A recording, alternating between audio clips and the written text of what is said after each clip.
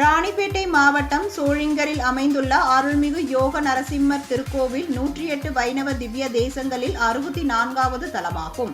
இந்த கோவிலில் ஆண்டுதோறும் பொங்கல் அன்று ஆண்டாள் திருக்கல்யாண உற்சவம் நடைபெறுவது வழக்கம். ஆண்டாள் சுவாமி திருக்கல்யாணத்தை முன்னிட்டு சகுனம் பார்க்கும் 3 நாள் உற்சவம் நடைபெற்றது.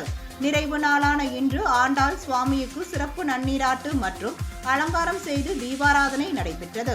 இதனைத் தொடர்ந்து தக்கான் குளத்தில் சகுனம் பார்க்கும் உற்சவம் நடைபெற்றது.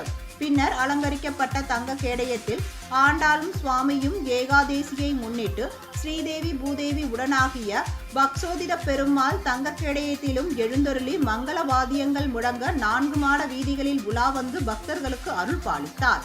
வீடுதோறும் சுவாமிக்கு கற்பூர ஆரத்தி காண்பித்து பக்தர்கள் வழிபட்டனர்.